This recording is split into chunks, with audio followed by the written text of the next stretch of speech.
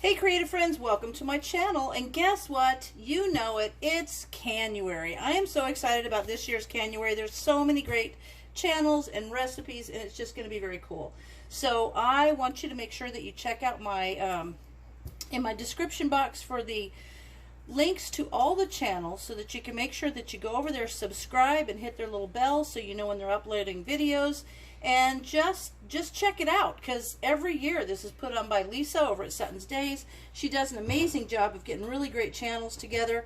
And make sure that you like and subscribe, and also make sure you comment on every single video, because at the end of January she is going to do a random picker for one of the videos, and from that video there will be a random comment picker, and the person who wins that will win a canner. And if you're not in the United States, I understand that there's going to be a gift card for Amazon so that you can go to your Amazon of your country and get yourself a canner, which is super cool, or whatever you want.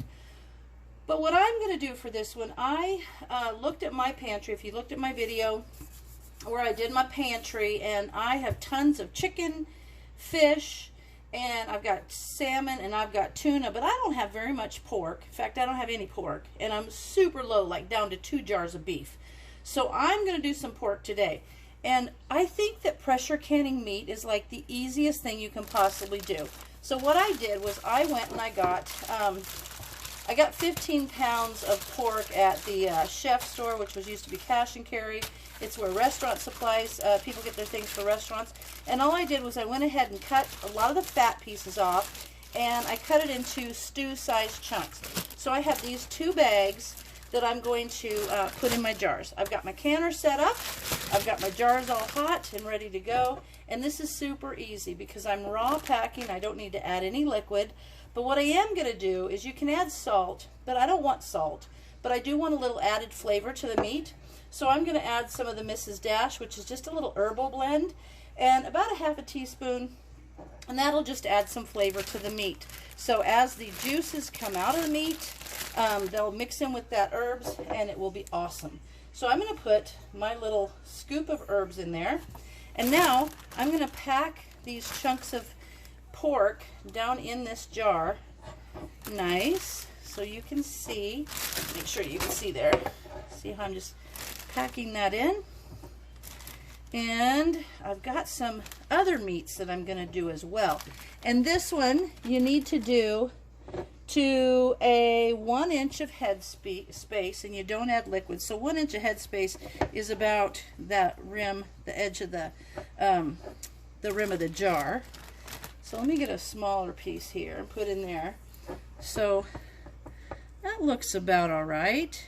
I think that'll be good. So there we have the jar filled. And now I could probably put a little bit more in there.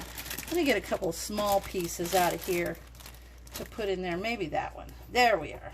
That looks good. Now I'm going to take a paper towel. I'm going to wipe the rim of the jar with vinegar so that it's nice and cleaned off, and that will cut the fat. I've also put some vinegar in the water of the canner, which I have filled to about 3 inches deep. And I did that so that it just helps with some of the odor, and especially when you're using fish, but I always do it when I do meat. And I'm using Tattler lids this time because of the shortage during the pandemic. I bought Tattler lids.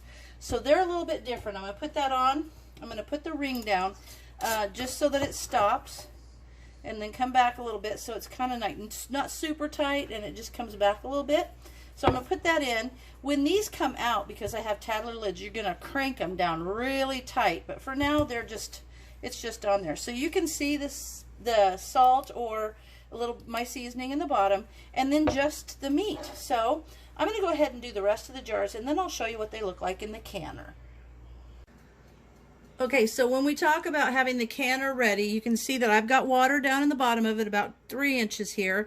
I've got 7 jars in here, but I have 9 jars. So I can take a divider and put in here, and also by having the canner ready, because I'm raw packing, the temperature of the jars and the water needs to be about 140 degrees.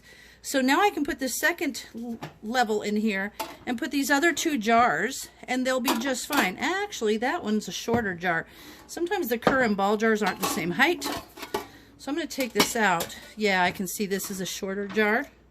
So I'm going to put the taller jar in there. That way this will set nice. There we go. That's a much better thing. I'm going to turn it this way too so it sits there. And I'm going to put these two jars on top. You can stack jars. And so there you go. I've got these two jars on top. Now I'm going to put the lid on and I'm going to follow the instructions. Turn it to high, let it vent for 10 minutes, and then put the weight on. I'm at less than 1,000 feet, so it's going to be at 10 pounds of pressure with my weighted gauge. So I will bring you back to it when I do that. All right, so you can see the steam coming out. So because that steam's coming out now, I'm going to time it for 10 minutes. That makes sure all the little pockets of air get out of the canner before we seal it up. So as soon as this goes for 10 minutes, I'll pop on the weighted gauge. I just want to show you a couple things about the canner. While this is venting the steam, water will build up around there. And what that is once there's enough pressure, it pushes it up, and there's a little lip inside that catches a little. There's like a little lip on the canner body, and there's a lip on the lid. And what happens is that pops up and locks the lid on, kind of keeps it from, from moving. Anyway, there's that. So if water or steam comes around that little, there it is. If water or steam comes out around that, it's fine. It's eventually going to pop up, and you can see there's still a little steam there. That's okay. The other thing is a little steam might pop out of this guy. Hope you can see that. Try and look. This little black button, what that is a little rubber, it's like a little rubber plug, and if pressure builds up too much, that will pop out and let the pressure go. So those old stories of canners blowing up and stuff, this is why they have those things. Actually, I should say they have these things to prevent that from happening. I actually saw a meme a while ago, little ad was going around on the internet, and it had this whole kitchen destroyed by this pressure canner, and these pieces are placed there to prevent that. So it is a safe process. A lot of people say, oh my gosh, I know someone who it blew up. These don't do that. They have these little specific things to prevent that from happening. All right, the timer went off, so I'm going to put my weighted gauge on there, and that's at 10 pounds of pressure because I am lower than 1,000 feet. And as soon as it starts rocking is when I will set the time for 1 hour and 15 minutes or 75 minutes. All right, you can see that it is rocking now, and you can see my dial gauge is right up there where it needs to be. So now I'm just going to monitor this. I'm going to set the time for 75 minutes, and when that's done, I'll bring you back. Okay, we're done, and it smells really good. And what you can see, how it's boiling inside the jars, and as I took them out, I tightened down the rings because I'm using Tattler lids. And once it finished processing for the 75 minutes, I turned off the heat, let it come to 0, took the weight off, and waited, took the lid off, and waited 10 minutes, just loosen the lid, and then waited 10 minutes before I took them out. And here they are. So awesome. I can't wait to use them. Now, once they're cool and done and the seals are sealed, I'll take the rings off, and I will put these on my pantry.